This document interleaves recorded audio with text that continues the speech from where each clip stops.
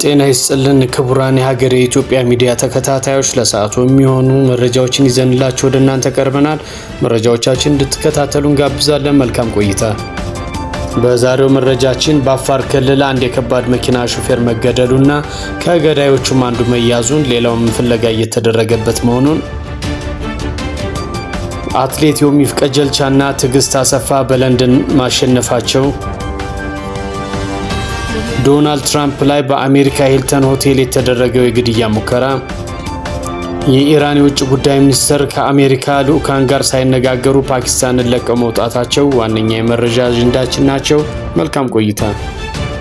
በለንደን ማራቶን ለመጀመሪያ ጊዜ የተሳተፈው ኢትዮጵያዊ አትሌት ዮሚፍ ቀጀልቻ ርቀቱን 1 ሰዓት ከ59 ደቂቃ ከ41 ሰከንድ በሆነ አስደናቂ ሰዓት በማጠናቀቅ ሁለተኛ ደረጃን ይዞ አዲስ ታሪክ አስመዝግቧል። ዮሚፍ በማራቶን ታሪክ ከ2 ሰዓት በታች መግባት የቻለ የመጀመሪያው ኢትዮጵያዊ ለመሆን በቅቷል። በዚህ ውድድር ኬንያዊው አትሌት ሴባስቲያን ሳው አዲስ የዓለም ክብረ ወሰን በማስመዝገብ አንደኛ ሲወጣ፣ ዩጋንዳዊው ጃኮብ ኪፕሊሞ ደግሞ 3ኛ ደረጃን ይዞ አጠናቋል። ከዚህም በተጨማሪ በዚሁ በ46ኛ የለንደን ማራቶን የሴቶች ምድብ ውድድር የፓሪስ ኦሎምፒክ የብር ሜዳሊያ ባለቤቷ አትሌት ትዕግስት አሰፋ ለሁለተኛ ተከታታይ ጊዜ በበላይነት አሸንፋለች። አትሌት ትዕግስት አሰፋ ውድድሩን 2 ሰዓት ከ15 ደቂቃ ከ41 ሰከንድ በሆነ ሰዓት በመግባት ውድድሩን በበላይነት ማጠናቀቅ ችላለች። በዚህ ውድድር ኬንያውያን አትሌቶች ሃለን ኦቢሪ ሁለተኛ እንዲሁም ጆይስሊን ጂፕስጎስኪ 3ኛ ደረጃ በመያዝ አጠናቀዋል። በአፋር ክልል ኤርቢቲ ወረዳ ልዩ ስሙ ሃርቶ ባህሪ በተባለ አካባቢ ከጅቡቲ ወደ መቀሌ ሲጓዝ የነበረ አሽከርካሪ በታጠቁ ግለሰቦች በተከፈተበት ተኩስ ሕይወቱ ማለፉን የክልሉ ፖሊስ አስታውቋል። ጥቃቱን ከፈጸሙት 2 ግለሰቦች መካከል አንዱ ቆስሎ በቁጥጥር ስር ሲውል፣ ሁለተኛው ተጠርጣሪ ወደ ጫካ በመግባቱ ፍለጋ እየተካሄደበት ይገኛል። ሚያዝያ 18 ቀን 2018 ዓ.ም ከጧቱ 2 ተኩል ገደማ አሽከርካሪ አቶ ጥጋቡ ለገሰ ተሰማ ከባድ መኪና በመንዳት ከጅቡቲ ሰርዶ መንገድ ወደ መቀሌ በመጓዝ ላይ ነበሩ። ተሽከርካሪው አፍዴራ ሲርባን አልፎ ኤርቢቲ ወረዳ ሲደርስ 2 የታጠቁ ግለሰቦች መኪናውን በማስቆም በአሽከርካሪው ላይ ጥቃት መፈጸማቸው ተረጋግጧል። በደረሰው ጥቆማ መሰረት የጸጥታ አካላት በፍጥነት ቦታው ላይ የደረሱ ሲሆን አንደኛው ተጠርጣሪ በግራ እግሩ ላይ በደረሰበት የተኩስ ቁስል ምክንያት በቁጥጥር ስር ውሏል። ሁለተኛው ግለሰብ የፖሊስ ተሽከርካሪን ከርቀት በማየቱ ወደ ጫካ ውስጥ በመግባት ለጊዜው የተሰወረ ቢሆንም የፖሊስ አባላትና የመንግስት የስራ ኃላፊዎች ተጠርጣሪውን በቁጥጥር ስር ለማዋል አሁንም በጫካ ውስጥ መጠነ ሰፊ አሰሳ እያደረጉ መሆኑ ተገልጿል። የአፋር ክልል ፖሊስ ኮሚሽን በክልሉ ያልተለመደ ያለውን ይህን አስነዋሪ ድርጊት በማውገዝ ለተፈጠረው ክስተት የተሰማውን ጥልቅ ሐዘን ገልጾ በክልሉ ስም ይቅርታ ጠይቋል። ፖሊስ በቁጥጥር ስር የዋለው ተጠርጣሪ በሕግ እንደሚጠየቅና ያመለጠውን ግለሰብ በአጭር ጊዜ ውስጥ አድኖ ለሕግ ለማቅረብ ቁርጠኛ መሆኑን አረጋግጧል። በዋይት ሃውስ የጋዜጠኞች የራት ግብዣ ላይ ተኩስ ቢከፈትም ትራምፕ ጉዳት ሳይደርስባቸው ወጥተዋል።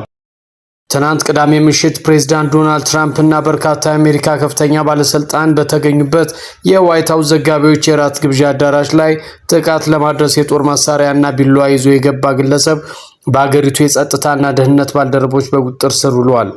ፕሬዝዳንቱ ምንም ጉዳት ሳይደርስባቸው በፍጥነት ከአዳራሹ መውጣታቸውም ታውቋል። እንግዶች ጠረጴዛ ስር የተሸሸጉ ሲሆን አንዳንዶች ዝግጅቱ ከተካሄደበት የዋሽንግተን ሂልተን ውጭ የተኩስ ድምፅ እንደሰሙ ተናግረዋል። አንድ የፖሊስ ኃላፊ ግለሰቡ ተኩስ እንደከፈተ መናገራቸውን ኤፒ ዘግቧል። አንድ የፖሊስ አባል የጥይት መከላከያው ላይ ቢመታም በጥሩ ሁኔታ እንደሚገኝ ተገልጿል። ትራምፕ የታመመ ሰው ሲሉ የገለጹት ተጠርጣሪ የ31 ዓመት ኮል ቶማስ አለን ሲሆን የቶረንስ ካሊፎርኒያ ነዋሪ እንደሆነ 2 የህግ አስከባሪ ባለስልጣናት ለኤፒ ተናግረዋል።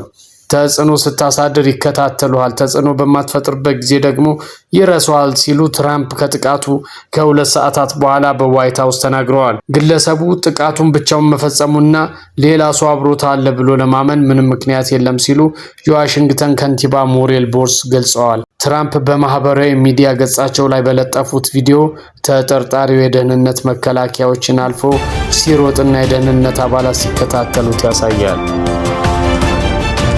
የኢራን የውጭ ጉዳይ ሚኒስትር ከአሜሪካ ልዑካን ጋር ሳይነጋገሩ ከፓኪስታን ለቀው ወጡ።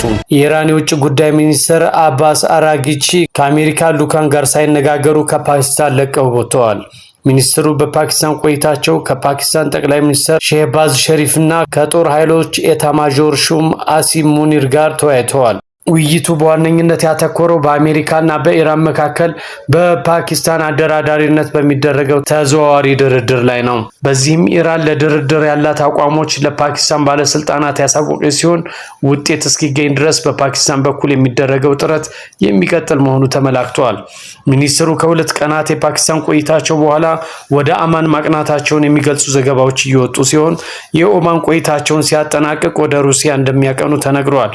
በሌላ በኩል የአሜሪካ ፕሬዝዳንት ዶናልድ ትራምፕ የሀገራቸው ድርድር ቡድን በሊቀመንበርነት እንዲመሩ ኃላፊነት የተሰጣቸው ስቲቭ ዋትኮፍንና ጃርድ ኩሽነርን የፓኪስታን ጉዞ እንደሰረዙ ቢቢሲ ዘግቧል። የዲፕሎማሲያዊ እንቅስቃሴ እየተደረገ ያለው በአሜሪካና በኢራን መካከል በጄኔቫ የተደረገው ድርድር ሳይሳካ ቀርቶ ጦርነት ከተቀሰቀሰ ከሁለት ወራት በኋላ ነው።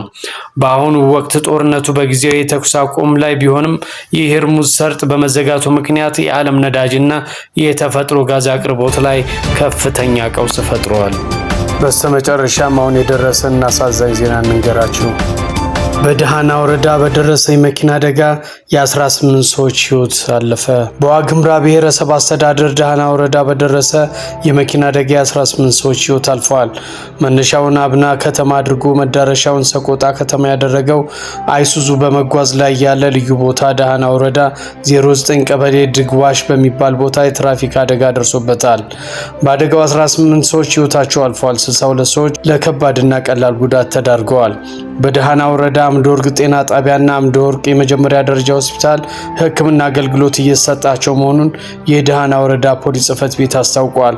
አማራ ሚዲያ ኮርፖሬሽን አሚኮ በደረሰው አደጋ የተሰማውን ጥልቅ ሐዘን እየገለጸ ለሟች ቤተሰቦች መጽናናትን፣ ለተጎጂዎችም ደግሞ ፈጣን ምህረትን እመኛለሁ ብሏል። እኛም ወገኖቻችን ላይ በደረሰው ድንገተኛ አደጋ ሐዘናችንን እንገልጻለን።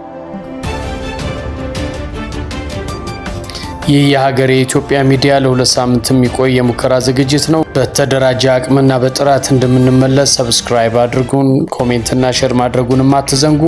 ለጊዜው የነበረን መረጃዎች እነዚህ ነበሩ። መልካም ቆይታ።